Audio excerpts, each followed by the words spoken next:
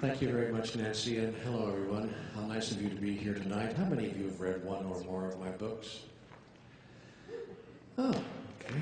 That's what I was afraid of. So I'm in a little bit of trouble tonight. That means I have nothing new to say to any of you.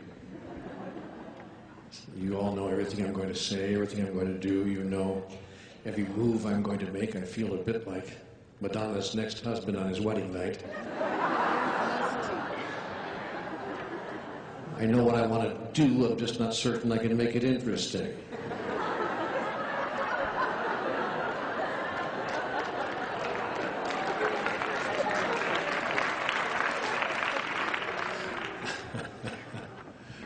But I am very, very happy to be here tonight with all of you.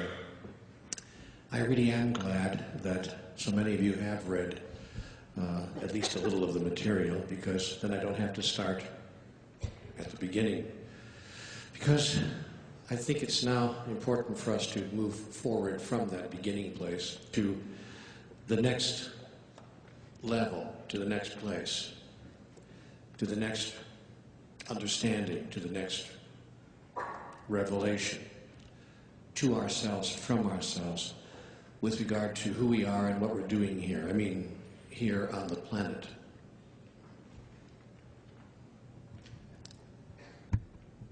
It's almost difficult to know where to begin in a talk like this, but I'll just jump right in. The problem is misidentification.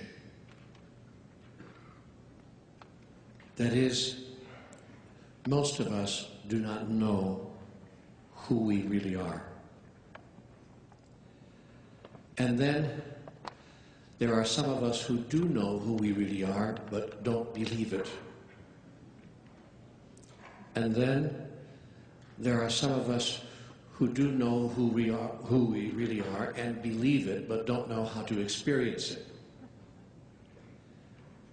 And then there are some of us who do know who we really are, and we do believe it, and we do know how to experience it, just not doing it. Not having the experience. For whatever reasons we have devised and constructed. Now, in ordinary times, I'd like to say that probably none of this would really matter a great deal. I mean to say that it would be largely a matter of your own personal evolution, your own personal individual process, and your own individual life, largely, and perhaps the lives of those in your immediate environment, in your family, and like that. But these are not ordinary times. These are extraordinary times. These are extraordinary times.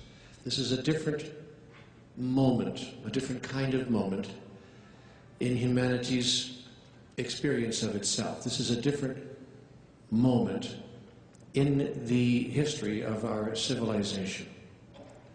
And I'm not sure whether all of us are aware of that. I suspect that many of us are.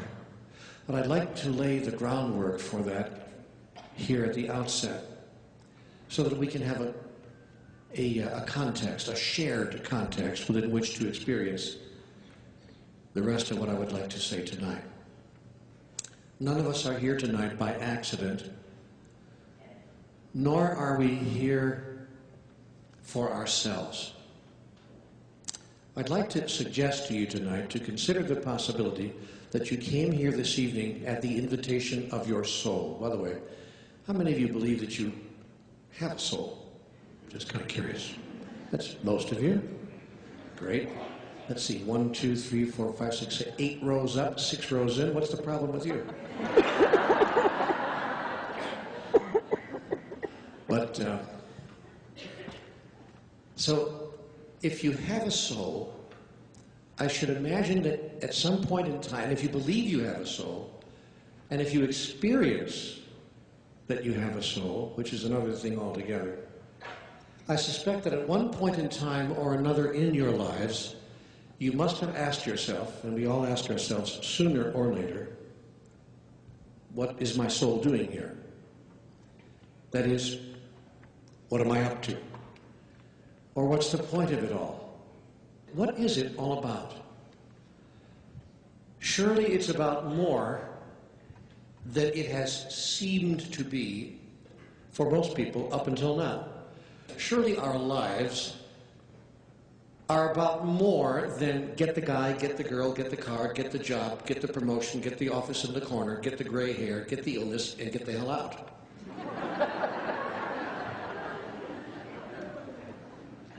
Surely there's something larger going on, and perhaps these are the kinds of questions that those of us with a few miles on our tires start to ask. I noticed that I wasn't asking these questions until the gray hair showed up. But as we get a bit older, and those among us who are a bit older, I suspect we become a little bit more introspective perhaps, and we begin to ask, gosh, you know, I have fewer years left here than I have already lived. You know, when you pass that halfway mark, it's an interesting experience, just kind of walking along through life. And all of a sudden one day you realize, oh, wow, I just walked through kind of a pain of experience here, and now I realize, wait a minute, I have lived more years than I'm going to live, given average lifespans. And that's a shift. And I have to tell you, in life, by the way, shift happens.